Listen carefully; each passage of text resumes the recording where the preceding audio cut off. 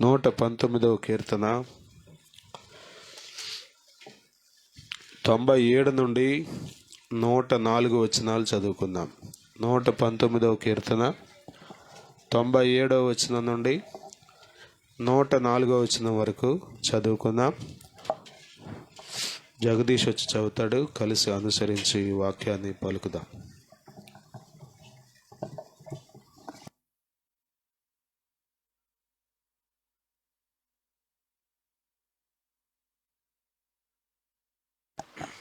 నీ ధర్మశాసనము నాకెంతో ప్రియముగానున్నది. దినమెల్లా నేను దానిని ధ్యానించుచున్నాను. నీ ఆజ్ఞలు నిత్యము నాకు తోడుగానున్నవి. నా శత్రువులను మించిన జ్ఞానము అవి నాకు కలుగజేయుచున్నవి. నీ శాసనములను నేను ధ్యానించుచున్నాను. కావున నా బోధకుల కంటే నాకు విశేష జ్ఞానము కలదు.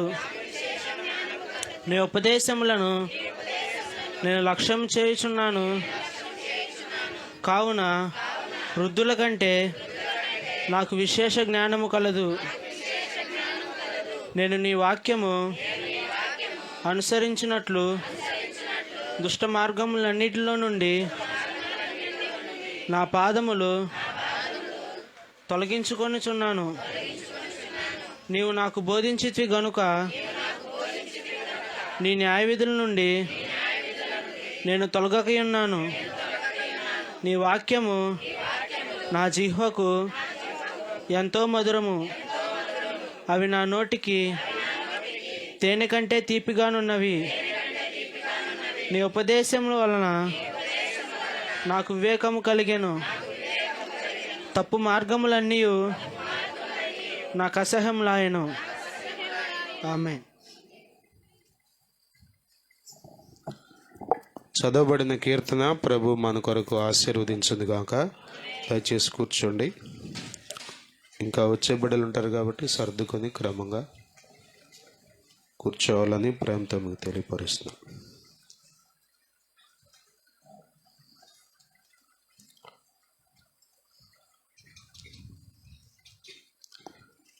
నూట 19వ కీర్తన మనం చదువుకుంటూ వస్తున్నాం గడిచిన కొన్ని వారాలుగా.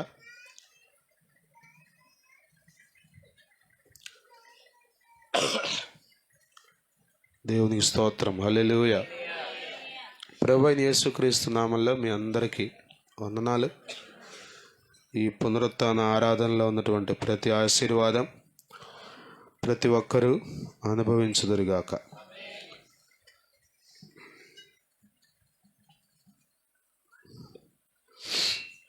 119వ కీర్తన 97 నుండి 104 వరకు ఉన్న వచనాలు మనం చదువుకుందాం.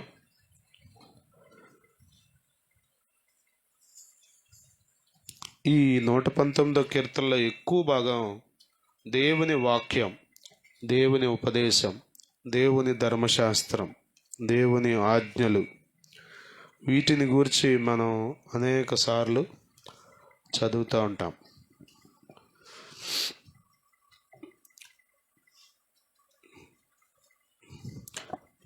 దేవుని వాక్యం ఏదో కళ్ళకు అద్దుకునే పుస్తకం కాదు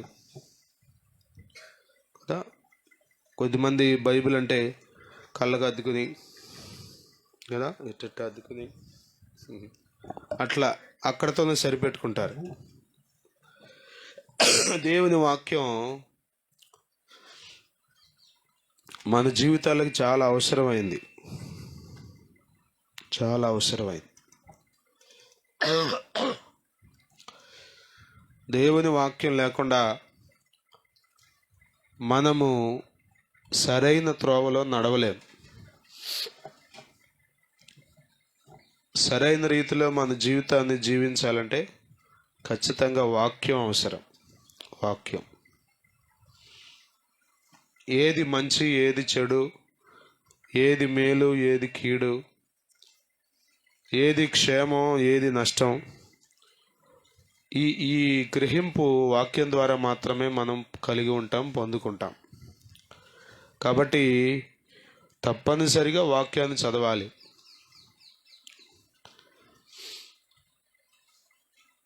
చదువు నేర్చుకుని మరీ చదివితే ఇంకా మంచిది.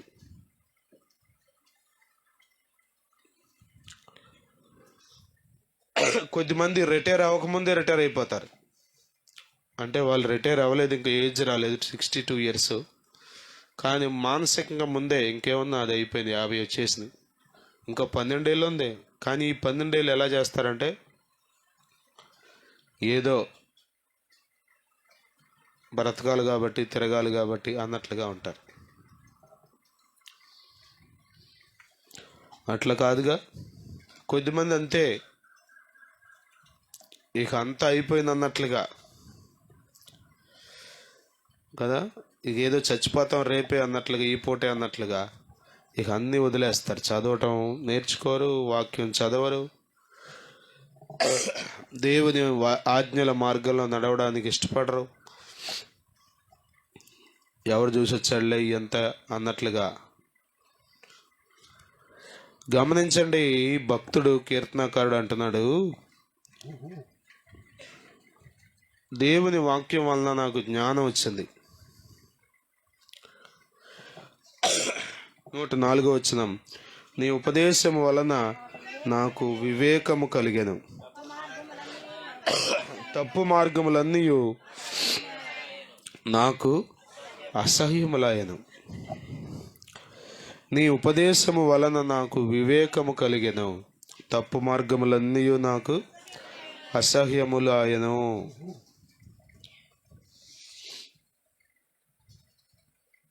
నీ ఉపదేశము వలన నాకు వివేకము కలిగెను. దేవుని వాక్యం వలన,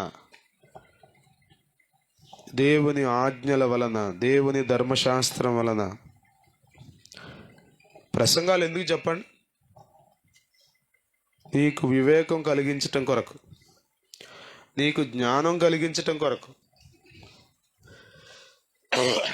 ఏ మార్గంలో నీవు నడవాలో, ఏ మార్గాన్ని అసహించుకోవాలో, ఆ యొక్క అండర్స్టాండింగ్, ఆ విజ్డమ్ నీవు పొందుకోవడం కొరకు ఈ బోధంతా. చాలామందికి ఏమనిపిస్తుందంటే, ఎప్పుడు వినే బోధలే కదండి, త్వరగా కానిచ్చేసేయండి కదా. పెళ్ళిలో ఉంటారు కొద్దిమంది, అన్ని జనులు అంటే వాళ్ళకి తెలియదు అనుకోవచ్చు. కొద్దిమంది క్రైస్తవులే పని గట్టి కూర్చుంటారు. కానివ్వండి అయ్యగారు, త్వరగా కానిచ్చేయండి. త్వరగా కానిచ్చేస్తే ఎట్లా? కాబోయే దంపతులు వాళ్ళకి వాక్యం వద్దా? వాళ్ళకి వివేకం కలగొద్దా? వివేకం ఎట్లా వస్తుంది? దేవుని ఉపదేశం, దేవుని వాక్య బోధ వలన కలుగుతుంది. అది వద్దు కదా. గృహకూటంలో ఉంటారు కొద్దిమంది, కానివ్వండి.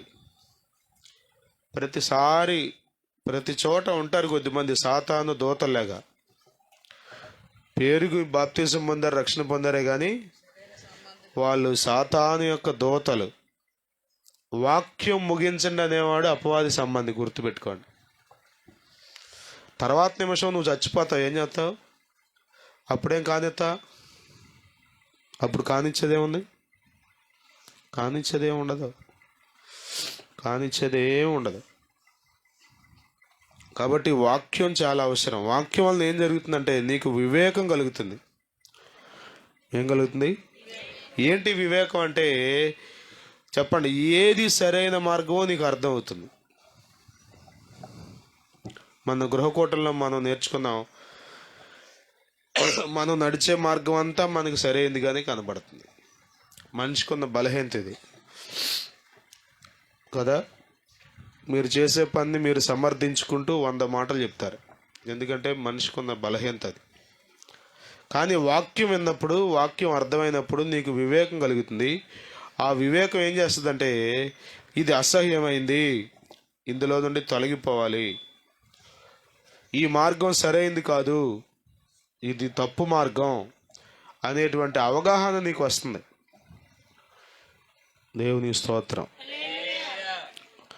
ఒకవేళ వాక్యం విన్నాక కూడా నీకు తప్పు మార్గం అసహ్యం అనిపించలేదంటే నీకు వాక్యం వలన ఏమీ ప్రయోజనం దొరకలా. అసలు వినలా నువ్వు వాక్యం వినలా. ఖచ్చితంగా వాక్యం శుద్ధి చేస్తుంది. వాక్యం నీకు వివేకాన్ని ఇస్తుంది. నేను కొద్దిమందిని చూశాను, వాళ్ళు పెద్ద చదువుకోలేదు, పెద్ద ఎడ్యుకేషనల్ క్వాలిఫికేషన్స్ ఏమీ లేవు వాళ్ళకి, కానీ చాలా జ్ఞానంగా ఉంటాం చూసా. వృద్ధులు, పల్లెటూరులో ఉండేటువంటి కదా, పిచ్చిది అనుకుంటారేమో ఆమెను చూసి, కానీ ఎంతో జ్ఞానంగా దేవుని మాటలు వినడాన్ని బట్టి ఆ జ్ఞానం వాళ్ళకి వచ్చింది. దేవుని వాక్యం వినడాన్ని బట్టి వాళ్ళు ఆ వివేకాన్ని సంపాదించుకున్నారు. కొద్దిమంది చదువుతారు కానీ సేవకులతో ఎలా మాట్లాడాలో తెలియదు. నేను మాట్లాడేది దైవజనుడితో ఇట్లా మాట్లాడొచ్చా అనే కనీస అవగాహన లేకుండా ఉంటారు. అంటే వాళ్ళకి ఏమీ లేదు, వాక్యం వాళ్ళకి అసలు ఏమి ఎక్కట్లా, ఏదో వచ్చి కూర్చుని పోతున్నారు అంతే. గుర్తుపెట్టుకోండి, మీరు వాక్యం వినకపోతే ఎన్నాళ్ళున్నా మొద్దులాగానే ఉంటారు అంతే. వాక్యం వినకపోతే ఎన్నాళ్ళున్నా మీకు వివేకం కలగదు. వాక్యం వినకపోతే ఎన్నాళ్ళున్నా మీరు జ్ఞానశూన్యులుగా మిగిలిపోతారు. జ్ఞానంలో ఏమీ లేదు, ఏమీ తెలియదమ్మా అసలు, అంతే. యేసు రక్తమే జయం. ఏది మంచో ఏది చెడో, ఏం మాట్లాడాలో ఏం మాట్లాడకూడదో, ఏది పవిత్రతో ఏది అపవిత్రతో అర్థం చేసుకునేటువంటి వివేకం, డిస్క్రిమినేషన్ పవర్ దేవుని వాక్యంలో దేవుడు నీకు ఇస్తాడు. అర్థమవుతుందా? అందుకనే సేవకులు వర్షంలో కూడా వాక్యం చెప్తారు, తుఫానులో కూడా వాక్యం చెప్తారు. కొద్దిమందికి అర్థం కాదు, ఈ పాస్టర్లకు ఏమీ పని పాట లేదురా, పని పాట ఆడికే పెద్ద ఎక్కువ ఉన్నట్టు, చాలా సులువుగా తేలిగ్గా అజ్ఞానంగా మాట్లాడేస్తూ ఉంటారు.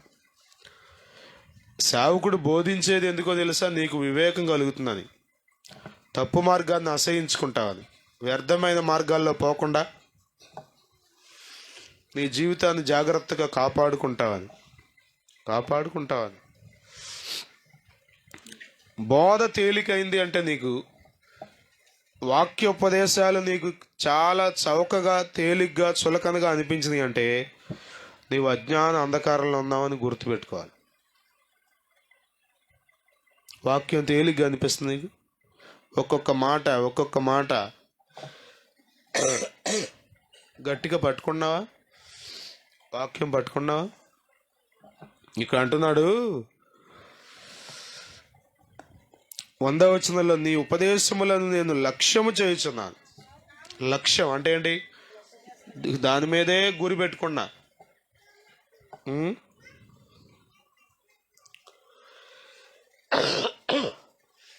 కొద్దిమంది గురి పెట్టరు, అసలు వాక్యం మీద గురి పెట్టరు. అసలు పిల్లలతో ఆడుకునే వాళ్ళు అప్పుడే ఆడుకుంటారు, ఇక అంతే. వాక్యం అంటే ఎన్నిసార్లు చదవాలా? కీర్తన 119 పుట్టినప్పుడు కానీ చదువుతున్నా, మళ్ళీ ఇప్పుడు ఏది కొత్తగా చెప్పేది ఏంటంట? అహంకారం కళ్ళుకి వచ్చేసింది అనమాట, తలకెక్కేసింది. నువ్వు వాక్యాన్ని లక్ష్యం చేయకపోతే, అర్థమవుతున్నా? కొద్దిమంది ఊరికే ఫోన్ ఆడుతూనే ఉంటారు, ఏదో ఒకటి చేస్తూనే ఉంటారు. ఏది? వాక్యం వినబడే సమయంలో నీ గురి దేని మీద ఉంది? దాన్ని బట్టి నువ్వు జ్ఞానవంతుడివో అజ్ఞానవంతుడివో తెలిసిపోతుంది. వాక్యం మీద నీకు గురుంటే, ఉపదేశం మీద నువ్వు గురి పెడితే నీవు సురక్షితంగా ఉంటావు. సామెతల 1వ అధ్యాయం 33వ వచనంలో మనం చదువుతాం, నా ఉపదేశమును అంగీకరించువాడు సురక్షితముగా నివసించును, వాడు కీడు వచ్చునన్న భయము లేక నెమ్మదిగా అంటాడు. ఉపదేశం అంగీకరించేవాడు ఎట్లా ఉంటాడు తెలుసా? సురక్షితంగా ఉంటాడు. అది జరుగుతుంది, ఇది జరుగుతుంది. కొద్దిమందికి ఇదే భవిష్యత్తుని గురించిన భయం. ఆ భయం లేకుండా నెమ్మదిగా ఉండే కృప దేవుడు నీకు ఇస్తాడు. ఎప్పుడు? ఉపదేశాన్ని, వాక్యాన్ని, బోధను గురి పెడితే. స్తోత్రం. హల్లెలూయా.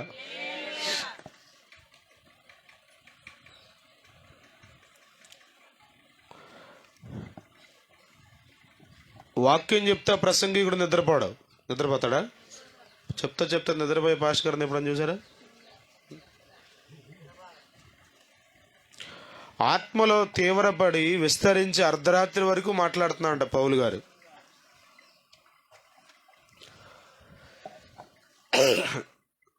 కానీ అక్కడున్న వారిలో ఒకడు వెళ్ళలేకపోయాడు. వాక్యం వినాలంటే కూడా మీకు కృప ఉండాలి.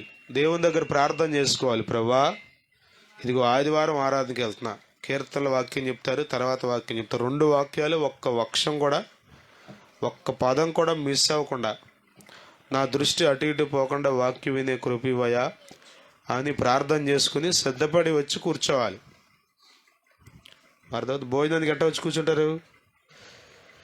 సిద్ధపడి వచ్చి కూర్చుంటారు, సిద్ధపడకుండా కూర్చుంటారా? సిద్ధపడి. వాళ్ళు ఎవరో దారాలు కట్టుకుంటారంట, అంత సిద్ధపాటుగా వస్తారు వాళ్ళు. అది తెగే వరకు తినాలి, అది లెక్క. యేసు రక్తమే. మరి వాక్యం సిద్ధపాటు ఉందా? సిద్ధపాటు లేకపోతే మీరు వాక్యం వెళ్ళలేరు. సిద్ధపాటు లేకపోతే వాక్యం గుర్తుండదు. అసలు మీకు వాక్యం గుర్తుండదు. అర్థమవుతుందా? ఆరాధన అయిన తర్వాత నేను అప్పుడప్పుడు మా పిల్లల్ని అడుగుతూ ఉంటా. కొన్నిసార్లు మా అక్క వాళ్ళకి ఫోన్ చేసినప్పుడు అడుగుతూ ఉంటా, జెన్నీని అడుగుతూ ఉంటా. ఏదైనా చెప్తారు కదా. పాస్టర్ గారు ఏ చొక్కా వేసుకున్నాడో చెప్పమంటే చెప్తారు. పాస్టర్ అమ్మ ఏ చీర కట్టుకుందో చెప్పమంటే చెప్తారు. కానీ వాక్యం ఏం చెప్పారంటే అసలు వినరుగా.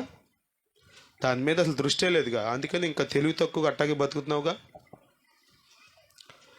తెలివి తక్కువగా నీ జీవితం అట్టా తెల్లారిపోటానికి కారణం ఏంటి? చేతులారా నువ్వు చేసుకోవటమేగా. వాక్యం వినకపోతే నీకు జ్ఞానం ఎట్లా వస్తుంది? ఎక్కడ దొరుకుతుంది జ్ఞానం? ఎక్కడో దొరుకుతుంది వివేకం? దేన్ని అసహించుకోవాలో, దేన్ని ప్రేమించాలో నీకు ఎలా తెలుస్తుంది? వాక్యంలో తప్ప ఎవరు చెప్పగలరు నీకు? కాబట్టి వాక్యం మీద చాలా శ్రద్ధ పెట్టాలి. క్రిస్మస్ దినాల్లో వర్తమానమే కావచ్చు, మీటింగుల్లో వర్తమానాలే కావచ్చు, మీ ఇంట్లో గృహకోడికిలో జరిగే వర్తమానమే కావచ్చు, మీరు చాలా జాగ్రత్తగా వాక్యం వినాలి. ఒక్కొక్క మాట పట్టుకుంటే మీరు తెలివి కలిగిన వారిగా మారతారు. దైవికమైన జ్ఞానం మీరు సంపాదించుకుంటారు.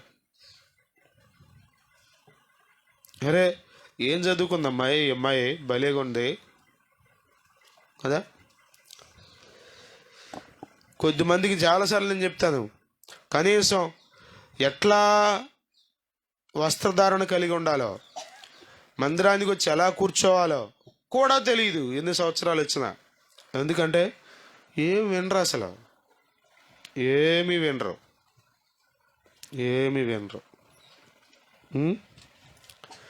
ఆశ్చర్యం అనిపిస్తుంది నాకు. పడతా లెగుస్తా గుడాల పండుగకి వెళ్తారు, పులిహార చేసుకుని, అవి చేసుకుని, ఇవి చేసుకుని అక్కడికి వెళ్ళి నిద్రపోతారు. ఈ హాయిగా ఇంట్లో పడుకోవచ్చు కాదండి, గుడారాల పండుగలో పడుకున్న ఆశీర్వాదమే అంట. ఎవడు చెప్పాడు నీకు? ఎవడు చెప్పాడు పడుకున్న ఆశీర్వాదమే అని? అజ్ఞానం కదా నీకు, అజ్ఞానం కదా.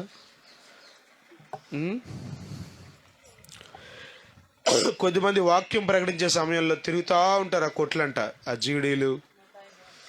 ఇక అసలు మొత్తం తిరుగుతూనే ఉంటారు. ఏం తెచ్చావే గుడాల పండగకి వెళ్ళి? ఇదిగో తెచ్చా, జీడీ తెచ్చా.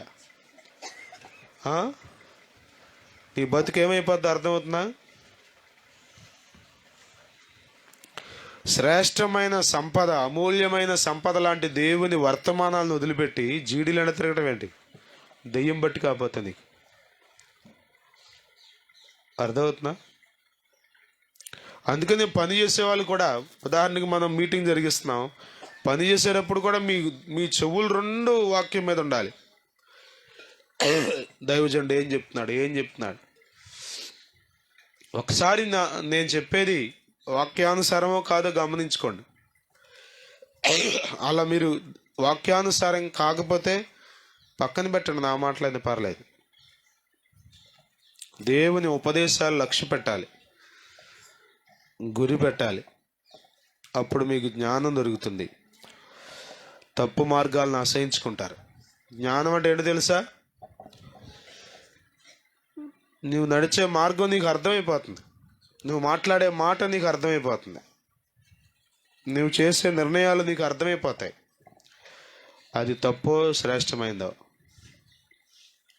కాబట్టి ప్రియులారా, వర్తమానం ఎప్పుడు వినబడుతున్నా, దేవుని వాక్యం ఎప్పుడు ప్రకటించబడుతున్నా గుర్తుపెట్టుకోవాల్సిన సంగతి ఏంటంటే, దేవుడు నాకు జ్ఞానం కలిగించడానికి నాతో మాట్లాడుతున్నాడు, దేవుడు నాకు వివేకం కలిగించడానికి నాతో మాట్లాడుతున్నాడు.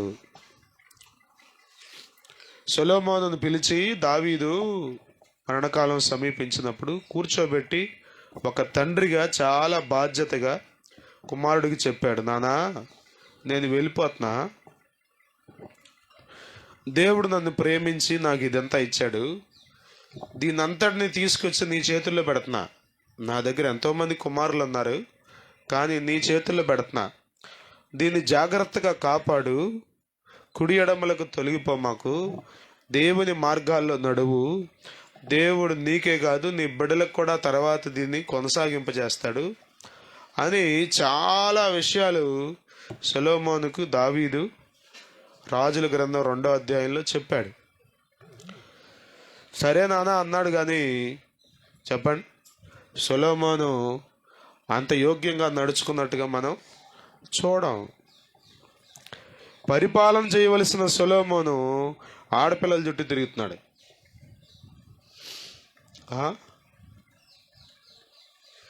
ఆడపిల్లల చుట్టూ తిరుగుతున్నాడు. అతని జ్ఞానం అతన్ని చెరిపేసింది.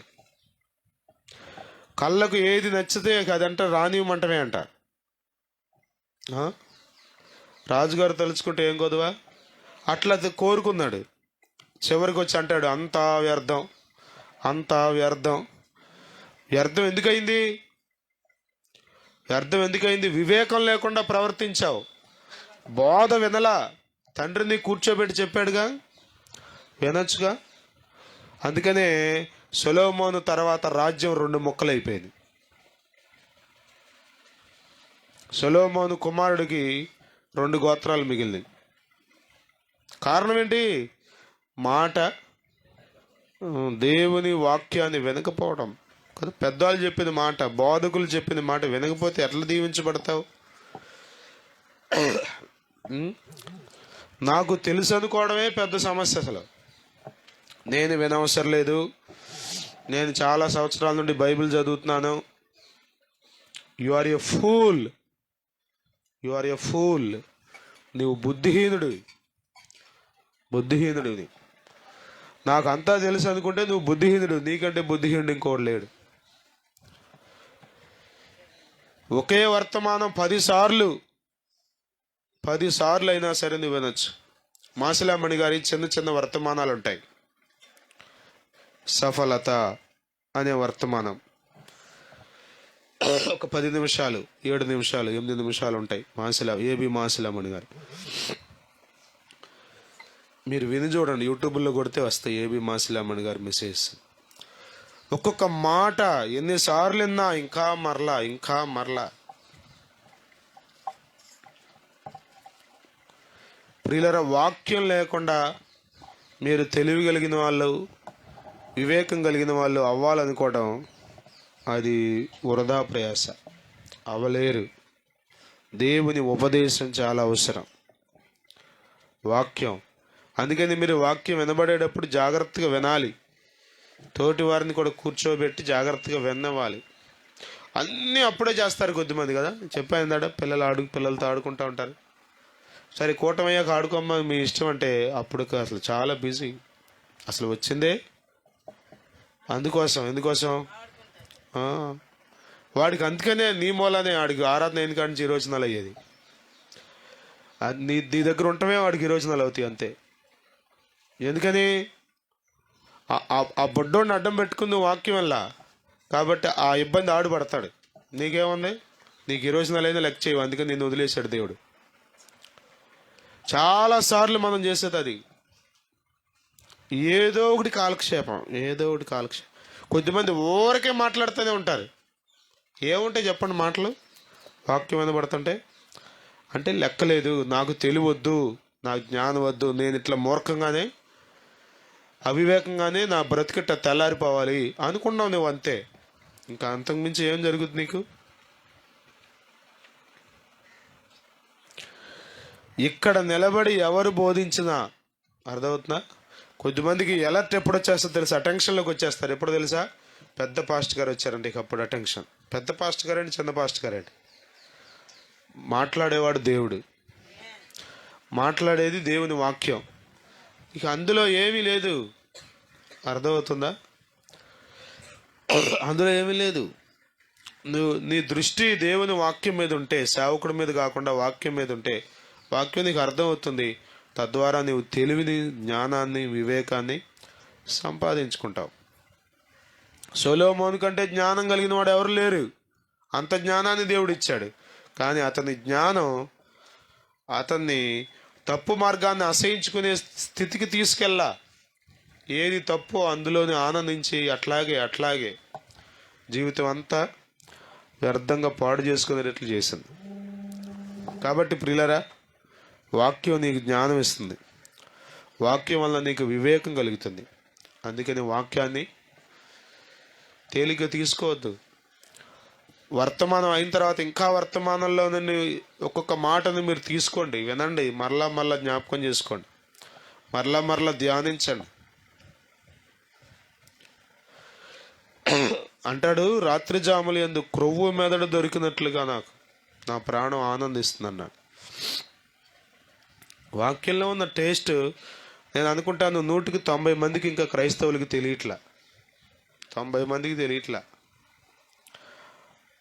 వాక్యంలో ఉన్న టేస్ట్. అందుకనే తెలివి రావట్లా, జ్ఞానం రావట్లా.